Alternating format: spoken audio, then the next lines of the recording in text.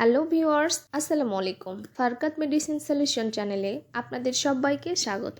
আজকে আলোচনা করব বেক্সিমকো ফার্মাসিউটিক্যাল লিমিটেড কোম্পানির একটি সিরাপ সম্পর্কে, যার ব্র্যান্ড নেম টোফেন এবং এর generic name ketotifen fumarate. টোফেন syrup প্রধানত ব্রঙ্কিয়াল অ্যাজমার প্রতিরোধমূলক চিকিৎসা, অ্যালার্জিক অবস্থার লক্ষণীয় চিকিৎসা যেমন রাইনাইটিস এবং কনজাংটিভাইটিস, নিউরোফাইব্রোমা সম্পর্কিত চুলকানি, ব্যথা এবং স্পর্শকাতরতা উপশম করে থাকে। হাঁপানির প্রতিরোধমূলক চিকিৎসায় ব্যবহৃত হয়ে থাকে। অ্যালার্জি যেমন হে ফিভার এবং আর্টিকারিয়ার লক্ষণীয় চিকিৎসা। টোফেন সিরাপ আমরা কেন সেবন করব? টোফেন সিরাপ অ্যালার্জি এবং অ্যাজমার উপসর্গ প্রতিরোধে সহায়তা করে থাকে, ফলে শ্বাসকষ্ট এবং অন্যান্য অ্যালার্জি প্রতিক্রিয়া কমায়। টোফেন সিরাপের উপকারিতা। টোফেন সিরাপ নিয়মিত সিরাপ সেবনে অ্যাজমার আক্রমণের সংখ্যা, তীব্রতা এবং স্থায়িত্ব কমে যায়। এছাড়া কর্টিকোস্টেরয়েড এবং ব্রঙ্কোডাইলেটরের প্রয়োজনীয়তা হ্রাস পায়। নিউরোফাইব্রোমা জনিত চুলকানি, ব্যথা এবং স্পর্শ অসহিষ্ণুতা ইত্যাদি উপসর্গ উপশমে ভীষণ ভূমিকা পালন করে থাকে। অ্যালার্জি জাতীয়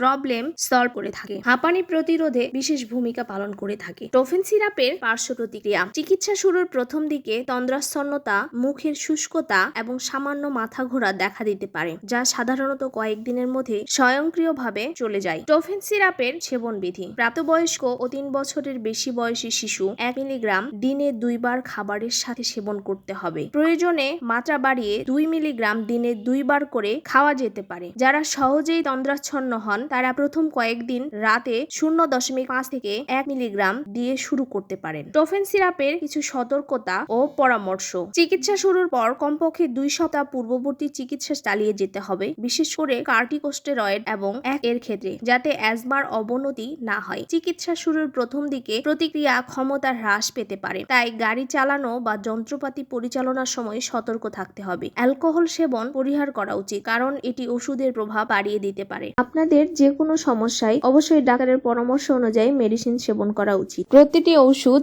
আলো থেকে দূরে ও শুষ্ক স্থানে রাখুন এবং শিশুদের নাগালের বাইরে রাখুন। আমার ভিডিওটি আপনাদের ভালো লেগে থাকলে এবং নতুন নতুন আরো ভিডিও পেতে চাইলে লাইক, কমেন্ট, শেয়ার এবং সাবস্ক্রাইব করে পাশেই থাকুন। ধন্যবাদ সবাই।